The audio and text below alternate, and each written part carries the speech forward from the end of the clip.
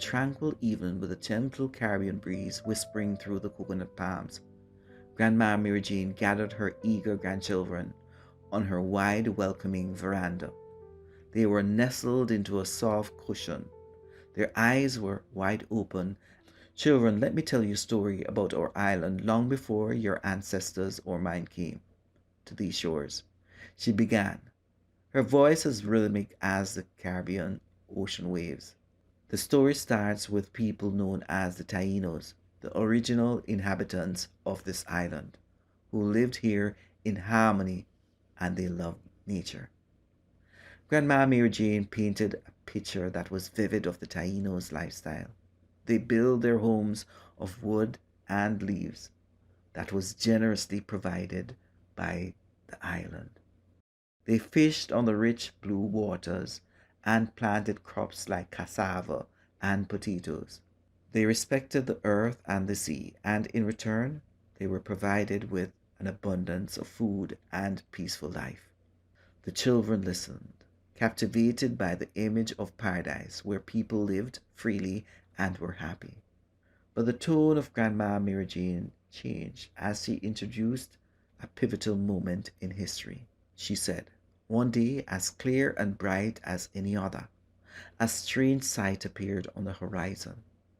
The Taínos saw massive objects, larger than their canoes that seemed to have been fitted for the Caribbean Sea.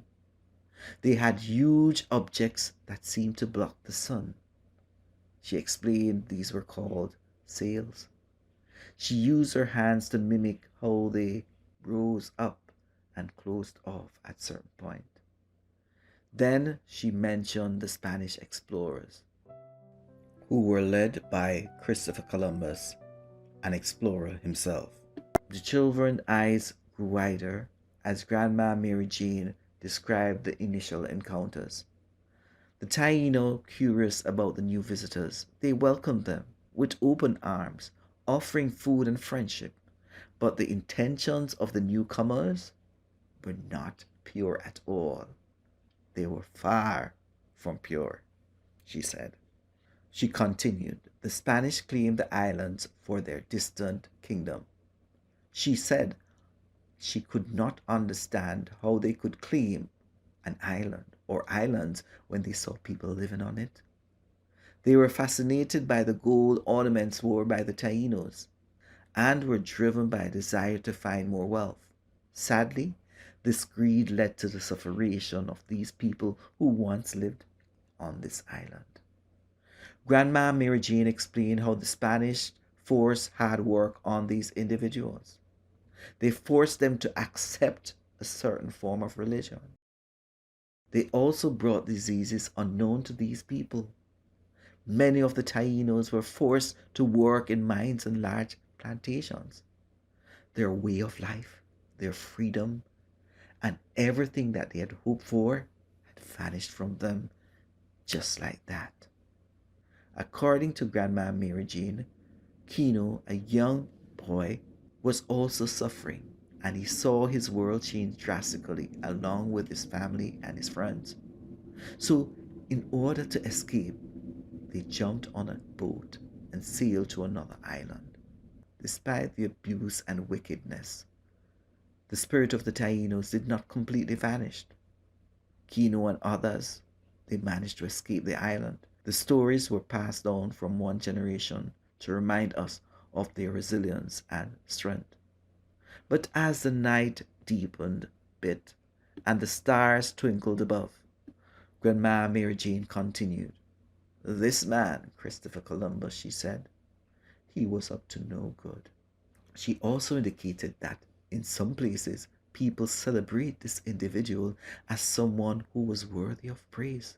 But in fact, she said this man was a destroyer. The arrival in the Caribbean led to the demise of these individuals. They perished, they died. Their lands were taken over. The food they planted was trodden on by cattle, and many died from starvation. Grandma Mary Jane stated, whenever you see this name written in a book, that he discovered the Caribbean, remember, the pain he caused these people, and the stage he set for our generation to be in the Caribbean. As her voice slowly dipped again, the children were moved by the tale. They promised Grandma Mary Jane that they would share the stories of the Taínos, ensuring that history would, of course, be theirs. And of course, they would also make sure that the next generation would be informed. As they said their goodnights, the soft glow of the veranda lights flickered gently, much like the enduring spirits of the Taínos that Grandma Mary Jane had so lovingly described. We must not forget our history. Let us always remember we have to know our history to know where we're going. Thanks, Grandma Jane. Remember to like and subscribe to this channel.